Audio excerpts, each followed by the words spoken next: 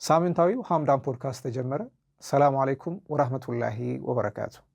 ክቡራን ተመልካቾች እንደምን ቆያችሁን? ከሐምዳን ፕሮዳክሽን በወጣቶች መንፈሳዊና እንዲሁም ዓለማዊ የህይወት ተሞክሯቸው ዙሪያ የሚያጠነጥነው ሐምዳን ፖድካስት ተጀመረ።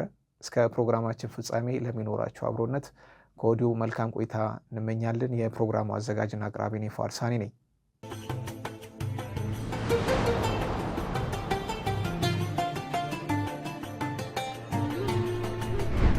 በዛሬው ቆይታችን ከስቱዲዮ ወጣ ብለን በአልሄሳን መድረሳና መርከዝ በመገኘት በመርከዙ መስራች ከሆኑት እንዲሁም ከኡስታዞቹ ጋር ስለ ግል የቂራት ህይወታቸው ለታዳሚዎቻችን ትምህርት ይሰጣል ብለን ያሰብናቸውን ጥያቄዎች በመጠየቅ ቆይታ ያደረግንበትና ጥሩ ምላሽ ያገኘንበት ፕሮግራም አለ። ቀጥታ ወደ ፕሮግራሙ ይዣችሁ እሄዳለሁ።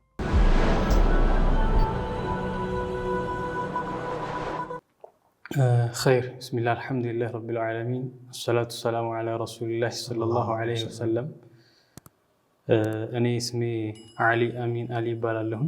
ስለ ልጅነት የቂራት ህይወቱ የተወሰነ ነገር እስቲ እናውራ። ያው ቂራት ጋር ተያይዞ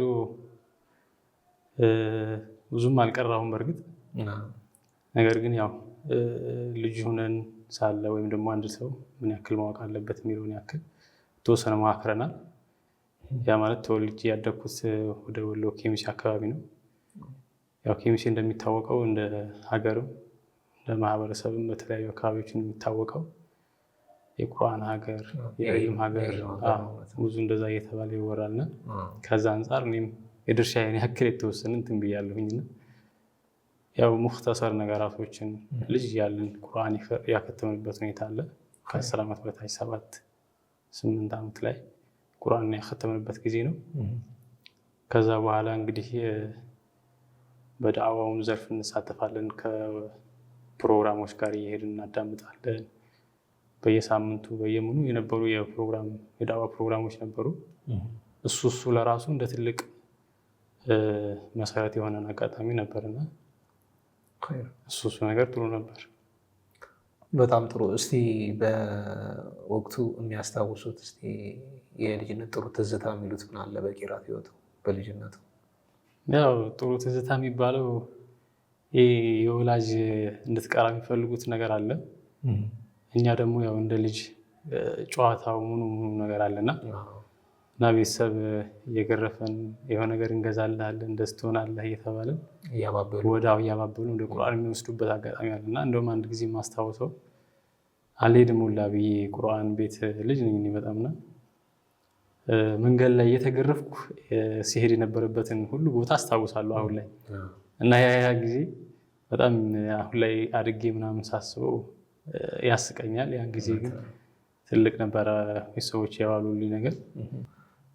እስቲ እዛ ጊዜ ላይ ሆኖ ሲያስቡ እንደው ወይ በቂራቱ ወይ በዳኢ ዘርፍም ቢሆን እሳቸውን መሆን እፈልጋለሁ ብለው የሚያስቡት ወይ ዳኢ ወይ ቃሪ ይኖር ይሆን?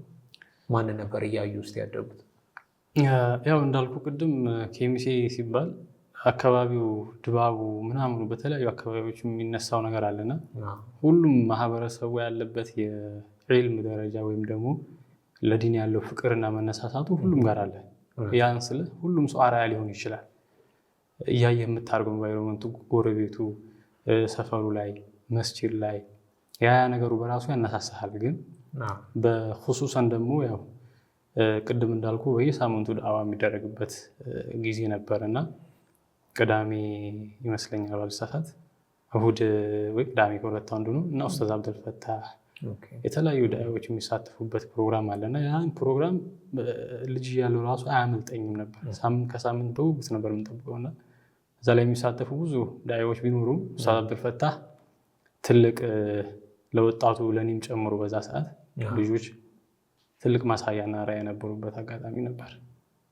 ኡስታዝ አብዱልፈታህ ስቲልም አሁንም ትልቅ ተጽዕኖ መፍጠር የቻሉ ናቸው በዳኢ ዘርፍ። እንግዲህ በጣም ጥሩ። እስቲ አሁን አንዳንድ የምናያቸው ነገሮች ምናሉ በልጅነትና በታዳጊነት በደንብ በቂራት ላይ በደንብ ፓርቲሲፔት ያደርጋል ታዳጊ ወጣቱ። ከዛ ግን ይሄ የወጣትነት እድሜው ሲጀምር ትንሽ ከቂራት የመዘናጋት አይነት ስሜት አለ ብዙ ጊዜና እነዚህ ነገሮች ከምን የመጡ ይመስሎታል?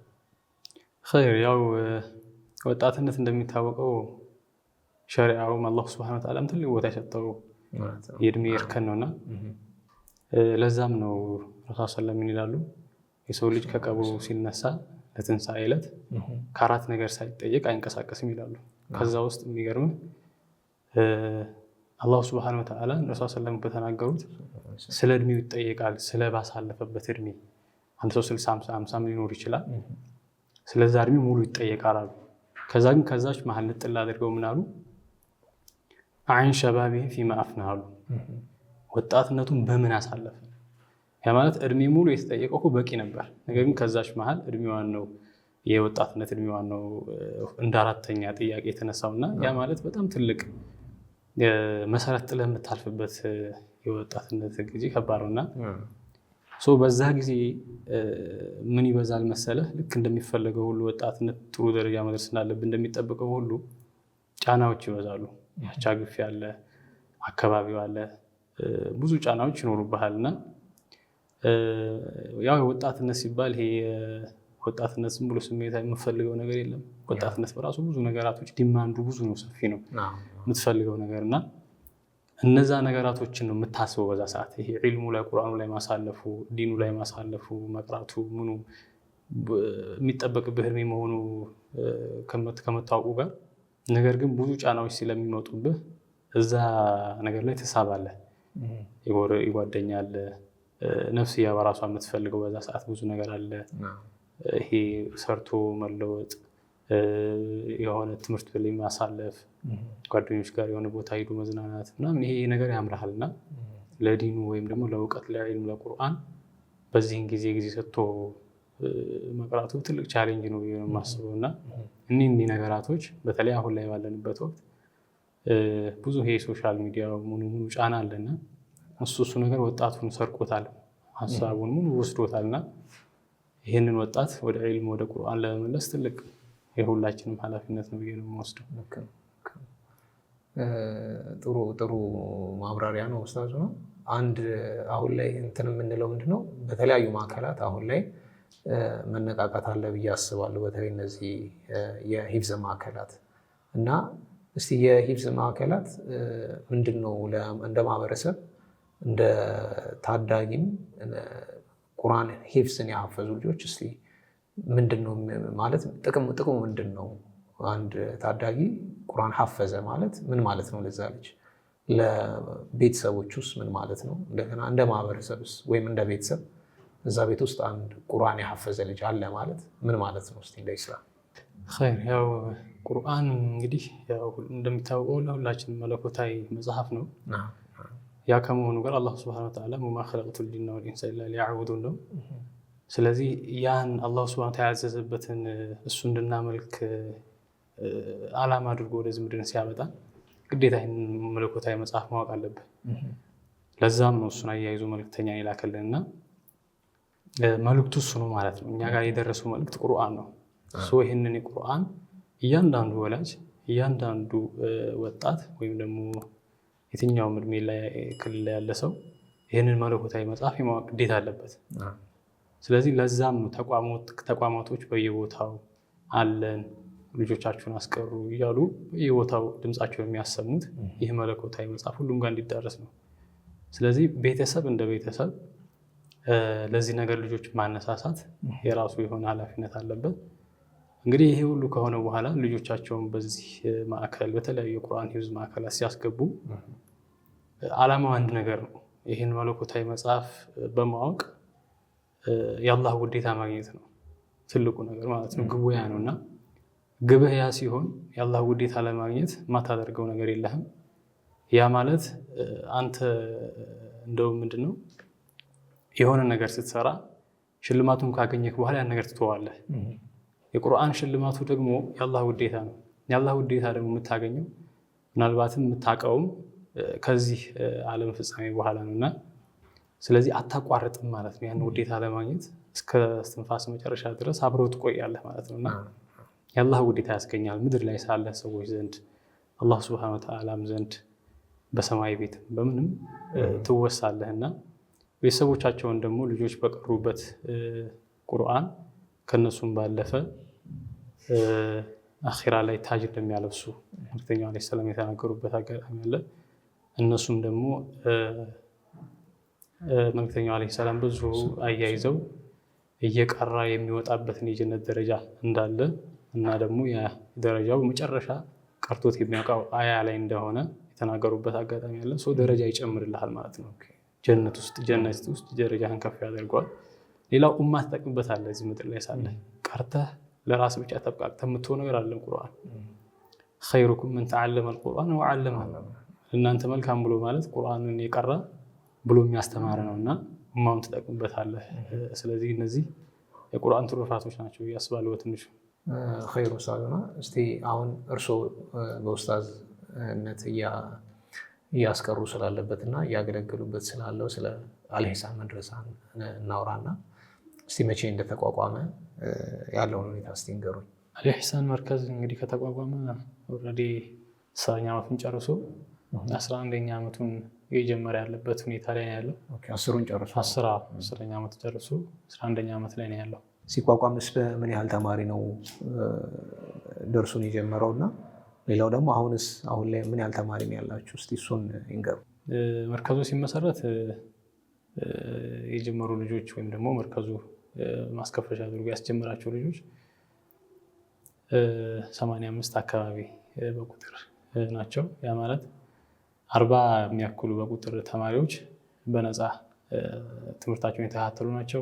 ክፍያ ሳይከፍሉ በነፃ ተቀብሎ መርከዙ ያስተማረበት ዓመት ነው። 45ቱን ደግሞ በአነስተኛ ክፍያ አስቀርቶ ያስጀመረበት ሁኔታ ነበረ። በዛ ሰዓት ያው ለማህበረሰቡ ካለው አስተዋጽኦ አንጻር በዛ ሰዓት እንደዛ አድርጎ ነው የጀመረው። አሁን ላይ እንግዲህ 11ኛ ዓመቱን በጀመረበት ዓመት ላይ አሁን በመስከረም ባለፈው ወራቶች መስከረም ላይ ነው ያስመረቀው የነበሩ ልጆችን። ከዛ በኋላ እንግዲህ የምዝገባ ጀምሮ የነበረበት ሁኔታ አለ። ነገር ግን በሰዓቱ በ10ኛ ዓመት የቆየንበትን ቤት ባለቤቶቹ በመፈለጋቸው ምክንያት አድራሻ ለውጥ በምናደርግበት ሰዓት የምዝገባ ጊዜውን ጋፕ አድርገነው ነበረ። በዛ ሰዓት አሁን ላይ ተመላላሽን ጨምሮ ከነበርንበት ቦታ እየተመላለሱ የሚቀሩ መርከዙን ላለመለየት ሲሉ የሚመጡ ተማሪዎች አሉ። እነሱን ጨምሮ ወደ 25 ገደማ አካባቢ ተማሪዎች አሁን ላይ ይኖሩናል። አሁን ላይ ማለት የቀየርነው አድራሻ ለውጥ ደግሞ የመርከዙ አሁን ያለበት ቦታ አዲሱ ማለት ነው ቴዲ ያሲን አደባባይ ወደ ባቡር ስቴሽን በሚወስደው መንገድ አዋሽ ባንክ ፊት ለፊት ቅያስ ገብቶ ነው ወደ ባቡር ስቴሽኑ በሚወስደው መንገድ ላይ አዋሽ ባንክ ፊት ለፊት በሚያስገባው ቅያስ ውስጥ እንገኛለን ማለት ነው። አሁን ላይ እስቲ አሁን አልኢሕሳን እንደ መርከዝ ተማሪዎችን ተቀብሎ ሲያስተምር እንደ መስፈርት የሚያስቀምጣቸው ምንድን ነው? ክራይቴሪያው ምንድን ነው? ምን ማሟላት አለበት አንድ ታዳጊ እዚህ መድረሳ ወይም እዚህ መርከዝ ለመግባት? ኸይር ያው ቅድም እንዳልኩ ነው። መርከዝ የቁርአን ተቋማቶች ሲስፋፉ ትልቁ ዓላማ ለሰዎች ወይም ደግሞ ለማህበረሰቡ አለን የሚል ድምፅ ለማሰማት ነው። ያ ማለት ዒልም ለልጆች ለመስጠት ቁርአን ለልጆች ለማስተማር እስከሆነ ድረስ እንደ ተቋም ምናልባት አንዳንድ መስፈርቶችን ልታስቀምጥ ትችላለህ እንጂ ሁሉንም ያማከለ ጥሪ ነው ይሄ ጥሪ። ነገር ግን እዚህ ቦታ ላይ ማዕከል ነው እና በየጊዜው የምትወስዳቸው ልጆች አሉ። ዋናው ነገር ግን ምንድን ነው? የሰው ልጅ ዓላማ ነው ወይም ደግሞ ፍላጎት የሚባለው ነገር ዓላማ የሚባለው ነገር ትልቅ እንደ አንድ መስፈርት የሚያየው ነው ይሄ መርከዝ። ያ ማለት አንድ ሰው ቁርአንን ማወቅ እፈልጋለሁ ሲል ለምንድነው ማወቅ የሚፈልገው? ቅድም ብያለሁ፣ ያላህ ውዴታ ያስገኛል። እዛ ደረጃ ድረስ ሰዎች ማሰብ አለባቸው ቁርአንን ፈልገው ሲመጡ እና ያ ሲሆን መርከዙም እሱም የሚቀራውም የትኛውም አይነት ሰው ልጅ ዓላማውን ነው እያየ እያሰበ የሚሄደው። ስለዚህ ብዙ ነገር ሊጠቀም የሚችልበት አጋጣሚ አለ ማለት ነው እና አንዱ መስፈርት ፍላጎት ነው፣ ዓላማ ነው። ቁርአንን የምቀራው ለዚህ ነው የሚል ግብ በቤተሰብ ጫና ሳይሆን ገብቶሃል። በቤተሰብ ጫና ሳይሆን ከ10 ዓመት በታች ያሉ ልጆች ካልሆኑ በስተቀር ከዛ በላይ ከፍ ያሉ ልጆች ቢያንስ ዓላማ ያስቀመጡ ልጆች መሆን አለባቸው። እንደሚታወቀው እኔም ቅድም እንዳልኩ 10 ዓመት በታይ ስትሆን ወላጅ ነው እንድትለወጥ የሚፈልገው እና ይዞ ሊመጣ ይችላል። ከዛ በላይ ያሉ ልጆች ግን ቢያንስ ቁርአንን ለመቅራት ሲፈልጉ ምንድን ነው ያነሳሳኝ? አንዳንዱ ትምህርት ፌል ስላደረገ ሊሆን ይችላል እንደ በሁለተኛ ፕላን የሚያየው ያ መሆን የለበትም። እና ደግሞ የሆኑ ቤተሰቦቻቸው ልጆቻቸው አልባሌ ቦታ ሲውሉ ሲያዩ ያመጧቸዋሉ። ያ መሆን የለበትም። ልጆችን በልጅነት ቁርአን ቤት ማስለመድ፣ አላማቸውን እንዲያውቁ ማስደረግ ይሄ የቤተሰብ ኃላፊነት ነው። ይህንን ማስጠበቅ ይኖርበታል አንድ ወላጅ ማለት ነው። ሁለተኛው ያው የእድሜ ክልል ነው። የእድሜ ክልል ከ7 ዓመት ጀምሮ ነው ለሁለተኛው መስፈርት ሊቀበል የሚችለው አልሂሳን መርከዝ። ያ ማለት ከዛ በታች ያሉ ህፃናት ልጆች ምናልባት አንዳንድ እድገታቸው አክቲቭ የሆኑ ልጆች ሊኖሩ ይችላሉ። ጀነራሊ ግን ስናየው በዛ ከ7 ዓመት በታች ያሉ ልጆች አብዛኛው ከወላጅ ተለይቶ ቁርአን ቦታ መርከዝ ላይ ባዳሪነት ለማሳለፍ ትንሽ ከብደዋል እና ሲነጋ ወላጅ ነው የሚለው እናቴ ማማ ባባ ይላልና ከዛ አንጻር ትንሽ ቻሌንጆች ስለሚኖሩ ከ7 ዓመት ጀምሮ ይቀበላል ማለት ነው። ከፍ ሲል ደግሞ ያው እስከ 19ም እንቀበላለን። ያ ማለት ቅድም እንዳልኩ ነው። ይሄ 19 ዓመት ልጅ ሲመጣ አላማው ምንድን ነው? ቁርአን ነው ይፈልጉ የመጣው አሊያስ ነገራቶች ሳይመቻቹ ሲቀርለት ነው የሚመጣው የሚለው ነገር በደንብ መርከዙ ይገመግማል ማለት ነው። ለምን ይሄን ሁሉ እድሜ ያለ ቁርአን ያሳለፈ አንድ ወጣት በዚህም እድሜው አላማ ከሌለው ከባድ ነው። ከዛ አንጻር እሱን እናያለን ማለት ነው እንጂ እስከዛ ድረስ ባለው እንቀበላለን። ሌላው እስቲ ስለ ተደራሽነቱ እናውራና እንደ አካባቢ እዚያውን መርከዙ ባለበት አካባቢ ቦታ ያለን ታዳጊ ነው የሚቀበለው ወይስ ከሌሎችም አካባቢዎች ይቀበላል? በተጨማሪነት ደግሞ ስለ እንስቶችስ እንዴት ነው? ሴቶችስ ወይስ ወንዶችን ብቻ ነው የምትቀበሉት? እስቲ እሱን ያውሩልኝ። ያው መርከዙ የተቋቋመው ለሁሉም ነው። ኢትዮጵያ አካባቢ በአራቱም አቅጣጫ ላሉ ሰዎች ነው። ተደራሽነቱ ለሁሉም ነው ልል እፈልጋለሁ። ከዛ ውጭ ምናልባት መርከዙ የአዳሪ መርከዝ ነው። ያ ማለት ተማሪዎች ልክ እንደ ዩኒቨርሲቲ ከተለያዩ የአራቱም አቅጣጫ ተቀብሎ ማስተማር የሚችል አንጋፋ መርከዝ ነው። ዶርም አለው ማለት የራሷ ዶርም ማደሪያ ያለው እዚሁ ነው የሚያድሩት። እዚሁ እንትናቸው ተዘጋጅተው ነው የሚበሉት ነገር። ኡስታዞቻቸውም እዚሁ ከነሱ ጋር ውሏቸው እዚሁ ነው። ውሎ አዳራቸው እንደ ልጆቹ እዚሁ ይውላሉ። በዛ መልኩ ነው የሚቀበለው። ያ ማለት በእያንዳንዱ አካባቢ ከኢትዮጵያ ክፍል የሚመጡ ሰዎችን ይቀበላል። እንዲሁም ደግሞ በተመላላሽም አካባቢው ላይ አይርቀንም ብለው በሚያስቡበት ደረጃ ልክ ወላጆቻቸው ልጆቻቸውን መላክ ይችላሉ። ምናልባት አንዳንድ ወላጆችም ምናልባት ከዚህ በፊት የነበረ ጠዋት እያስገቧቸው ተመላላሽ ተማሪዎችን ማታ መጥተው የሚወስዱበት አጋጣሚ አለ። እንደዛም ያሉ ልጆችን ይቀበላል ማለት ነው። ሌላው ሴቶችንም ያማከለ ነው። ያ ማለት ለሁለቱም ጾታ የተቋቋመ መርከዝ ነው፣ ለሴትም ለወንድም። ይህን ሁሉ 9 ምናምን የምንለው ዓመት ሲያስቀራ ይኖረ ነው በአንድ ላይ እና የራሱ የሆነ የሴት ዶርም፣ የራሱ የሆነ የሴት ኡስታዛ፣ ሁሉም ነገር በተለያየ መልኩ የተዘጋጀላቸው መሆኑን ብዙ አጋጣሚ መግለጽ እፈልጋለሁ። ለሁለቱም ተደራሽነቱ አለ ማለት ነው። ሁለተኛ ከቁርአንም ባሻገር ተርቢያ ለልጆች የሚሰጥበት አጋጣሚ አለ። ያ ማለት ተርቢየተል ኢስላም የተዘጋጁ መጽሐፎች አሉ። እነሱን ሙክተሰር ነገሮችን ሉጋ አረበኛ ቋንቋን ማለት ነው እሱም ያካትታል። ቁርአን ከማሐፈዙ ተጨማሪ እሱን ያካትታል። ሁለተኛ ቁርአን ማሐፈዝ ጋር ተያይዞ ልጆቹን ቁርአን ለማሐፈዝ ብቻ አይደለም የምንቀበለው። ያ ማለት ከታች ጀምሮ አሊፍ ብሎ አንድ ልጅ ቁርአንን ጀምሮ እኛ ጋር ነው ጨርሶ የሚወጣ። ከዚህ በፊት ተመረቁ ምልህ እነዚህ ተማሪዎች ይህን ሁሉ ዓመት ስናስቀራ አሊፍ ብለው ጀምረው ቃኢዳ ቁርአንን በነዛር ጨርሰው ሂፍዝ ጨርሰው ሙራጃ አድርገው ነው ተመርቀው በሻሃዳ የሚወጡትና አንድ ሰው ቁርአን እኔ ምንም አልቀራሁም ብሎ ስጋት ሊኖርበት አይገባም ማለት ነው። መቶ እዚሁ ጀምሮ ቁርአኑ ማጠናቀቅ ይችላል። ከስክራች ጀምሮ ከታች ጀምሮ በዚህ መልኩ ይሰጣል።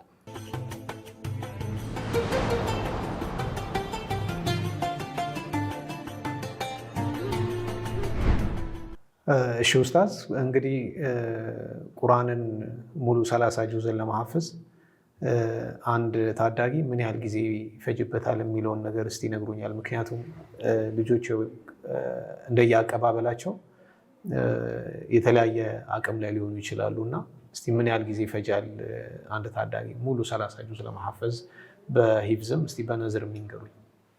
ኸይር ያው እዚህ መርከዝ ላይ የሚመጡ ልጆች ብዙ አይነት ልጆች አሉ። እነዚህ ከሚመጡ ልጆች ካለው መርከዙ ካሳለፈው ልምድ ቢያንስ ወደ 3 እና አካባቢ ልጆች አይነት ደረጃ ይመጣሉ። ያ ማለት ልጆች በቁርአን እይታ ስንገመግማቸው ጥሩ፣ እጅግ በጣም ጥሩ ደግሞ መካከለኛ የምንለው አሉና ያ ማለት እንደመጡ በነበር አቅራር ሁኔታ ላይ ስንገመግማቸው ፈጥኖ በ3 ወር የሚያከትሙ ልጆች አሉ። ያ እንግዲህ አላህ ሱብሓነሁ ወተዓላ በአቀባበል በተፈጥሮ ጥሩ ያደረገው ልጅ የተወሰነ ጥረትና መርከዙ እገዛ ካደረገበት 3 ወራቶች ያክል ይፈጅበታል ልጅ። በጣም ፈጣን የሚባለው በነበራ ከዛ በኋላ ደግሞ ሻል ይላል ማለት ደግሞ ጥሩ የሚባል ልጅ ከ3 እስከ 5 ወራቶች በሬንጅ ስናየው ያን ያክል ጊዜ ሊወስድበት ይችላል። እና 3ኛ ደረጃ ላይ የምናገኘው በቁርአን አቀባበላቸው ከሚመጡ ልጆች መካከል ስንገመግማቸው ከ5 እስከ 10፣ 8፣ 9ኛ ወር አካባቢ ድረስ የሚፈጅባቸው ልጆች አሉ። ይሄ እንግዲህ ልጆች ከሚመጡበት ሁኔታ በቁርአን ስንገመግማቸው ያላቸው ደረጃ በነበር ደረጃ ነው። ያ ማለት በሂፍዝ ደግሞ እንደዚሁ እነዚህን ልጆች ስንገመግማቸው ወይም ደግሞ ባላቸው የሂፍዝ አቀባበል ይህ ነበርን እስከ 3 ወር ይጨርሳል እንደዚህ አይነት ልጆች አሉ የምልህ አይነት ልጆች እንዲሁ እነዚህ ልጆች በ4፣ 3 ወር አካባቢ ቁርአን የሚያሐፍዙበት አጋጣሚ አለ። በጣም አክቲቭ የሆኑ ልጆች እና ያ ማለት አመት ምናምን ባልሞላ ጊዜ ውስጥ ቁርአን የሚያሐፍዙ ልጆች አሉ። ሙሉ 30 ጁዝ የሚያሐፍዙ ልጆች አሉና 2ኛ ደረጃው ሂፍዝ ስንገመግማቸው በሂፍዝ እነዚህ ነበር የቀሩ ልጆችን እስከ 5 እስከ 8 ወራቶች አካባቢ የሚፈጅባቸው 7 ልጆች አቀባበላቸው በዚህ ልክ ካለ ማለት ነው። ከዛ በኋላ ያለው እስከ አመት 9ኛ 10ኛ ወር ጀምሮ አመት ከ3 ወር አካባቢ ድረስ የሚፈጅባቸው ልጆች አሉ። በ3 እርከን ከፍለናቸው ስናያቸው በሂፍዝና በነበር የሚመጡ ልጆች ይሄን ይመስላሉ ማለት ነው። ከዛ በኋላ ያለው እንግዲህ ያው ቁርአን አላህ ሱብሓነሁ ወተዓላ አገራ ነው ቢልም የሚከብዳቸው በተፈጥሮ ካስተዳደግም ሊሆን ይችላል ከተለያዩ ነገራቶች ይኖራሉ ልጆች። ይሄ ልጆች ከእናታቸው ማህፀን ጀምሮ ያላቸው ያመጋገብ እንግዲህ ሰበቦቹ ሳይንሱም እንደሚለውም ስለህ ነው እና አክቲቭ ነው የሚወለዱ ልጆች አሉ። ደግሞ ትንሽ ዘገም ብሎ የሚወለዱ ልጆችም አሉ። እነዛ ልጆች ወደ ቁርአን ሲመጡ አክቲቪቲያቸው ስናየው 4ኛ ደረጃ ላይ የሚቀመጡ ልጆች አሉ። ብዙ ስራ የሚፈልግ ከመርከዙም በዱዓም ከቤተሰብ ምገዛ በሞራል በዛ አይነት ሁኔታ የሚቀሩ ልጆችን ደግሞ እስከ አመትም ነበር የሚፈጅባቸው 9 ወር ምናምን አካባቢ ድረስ እየተገፉ የሚሄዱ ልጆች አሉ። እንግዲህ መርከዙ በጣም እጅግ ኃይለኛ ጫና እና ወይም ደግሞ የራሱን የቻለውን ያክል እገዛ በማድረግ የሚያግዛቸው ልጆች አሉ ማለት ነው። ሌላው በአንዳንድ ወገኖች የሚነሳ ምን አይነት ጥያቄ አለ? አንዳንድ ልጆች ቁርአንን ቶሎ ይሐፍዛሉ። አንዳንዶቹ ግን ከ2 ዓመትም በላይ ሊወስድባቸው ይችላል እና ቁርአንን መሐፈዝ እንደው ከአላህ ሱብሓነሁ ወተዓላ የሚሰጥ ስጦታ ነው እንደ ሌሎች አሁን አንዳንድ እንትኖች አሉ። ለምሳሌ እንደ አንድ ሰው እንደ መክሊት የሚሰጠው ነገር ይኖራልና ቁርአንም እንደዛ ነው ወይንስ ለሁሉም ሙስሊም ከተሰራና ከተለፋበት ሊገራ የሚችል ነገር ነው? አዎ እንግዲህ በቁርአን ዙሪያ ብዙ ምልከታዎች አሉ እንዳልከው። አይኔ ቁርአን አይገባኝም፣ ቁርአን ተሰጥቶ ይፈልጋል ማሐፈዙ አዎ እንደዛ ብሎ የሚያነሱ ሰዎች አሉ። ያስተት ነው። ለምን አላህ Subhanahu Wa Ta'ala ወለቀድ የሰርና القرآن للذكر فهل من مدكر ነውና ቁርአንን ገር አድርገናል ይላል አላህ Subhanahu Wa Ta'ala። ያ ማለት ለማን ለሁሉም ማለት ነው። እከሌ ከሌ ብሎ አላህ Subhanahu Wa Ta'ala ካፈለው ነገር የለውም። ሁለተኛ እሱ ነው። ሌላው አላህ Subhanahu Wa Ta'ala والذين جاهدوا فينا لنهدينهم سبلنا ይላል። وإن الله لمع المحسنين ነው። አንተ ከለፋህ ማታገኘው ነገር የለም። አላህ Subhanahu Wa Ta'ala በእኛ መንገድ ላይ ለታገሉ ሰዎች ቅናቻውን መንገድ እንሰጣቸዋለን ይላል፣ እንመራቸዋለን ይላል። ያ ማለት አንተ ዲን እስከሆነ ድረስ በያዝከው ነገር ላይ ታገል። ቁርአን ማሐፈዝን የፈለከው አዎ ቁርአንን ጀምረው አንተ ጀምረው የመጨረሱን የማግራቱን ጉዳይ ለአላህ ተወው ማለት ነው። ስለዚህ ሁሉም ነገር ገር ነው ማለት ነው። ቁርአን አላህ ሱብሓነሁ ወተዓላ ገር እንዳደረገው ይናገራል። ስለዚህ በየትኛውም የእድሜ እርከን ይተሐፈዛል ቁርአን። በየትኛውም ገፋሁ እድሜ ትልቅ ሆንኩኝ ሀያዎቹ ገባሁ ያ ሰዓት ሳይበግርህ በዛ ሁሉ ማህፈዝ ይቻላልና ትልቅም እውነት አፍዟለህ። በልጅነትም አእምሮ ገና ለጋ ነው ብለህ የምትወው ነገር አይደለም። ቁርአን ይተሐፈዛልና የእድሜ እንትን የለውም ብዬ ነው የማስበው። ሁለተኛ ጥረት ብቻ ነው የሚፈልገው እና ፍላጎት ነው። የፈለግከውን ነገር ለማሳካት የማታደርገው ነገር የለህም። ሰው ፈልግ፣ ያን ጊዜ የፈለግከውን ነገር ታደርጋለህ፣ ትደርስበታለህ ማለት ነው።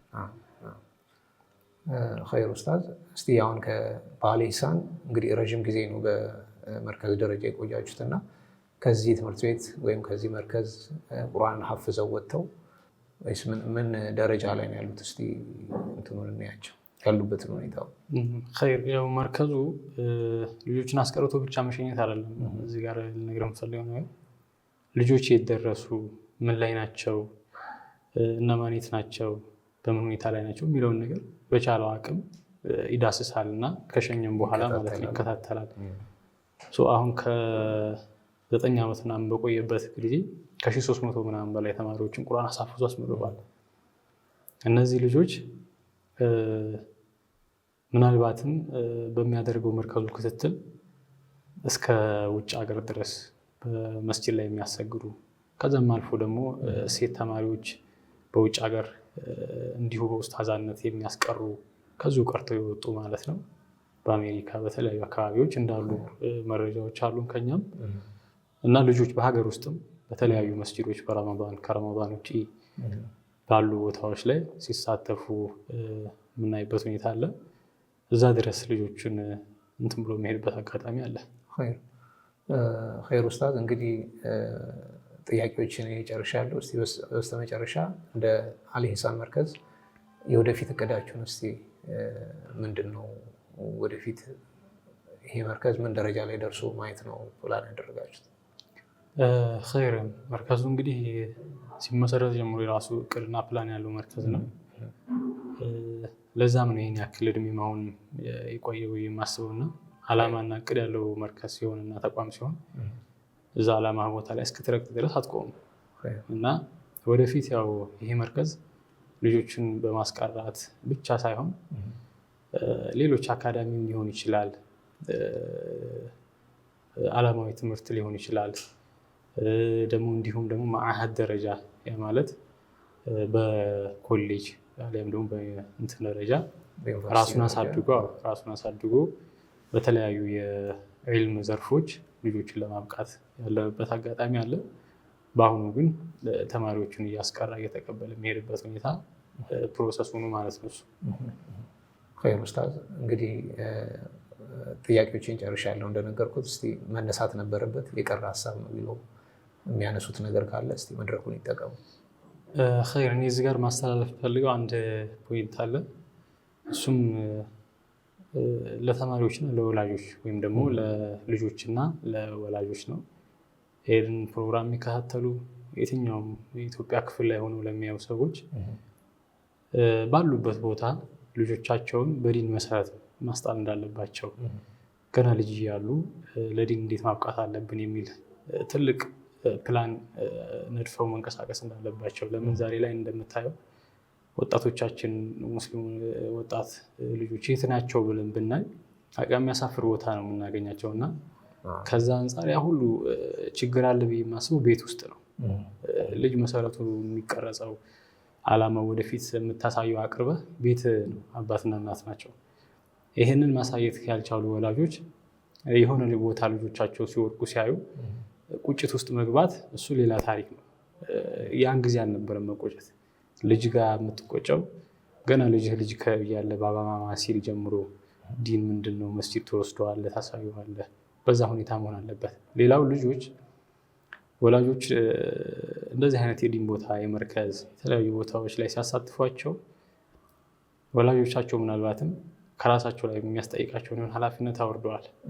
የመጠቀም ያለመጠቀሙ የልጆች ኃላፊነት ነው ብዬ ነው የማስበው እና ያን ነገር ማሰብ ያስፈልጋል። ልጆች ወላጆቻቸው ትምህርት ቤት ሲወስዷቸው ደስ እንደሚላቸው ሁሉ ቁርአን ቤትና መስጂድ ሲወሰዱም ሊከፋቸው አይገባም።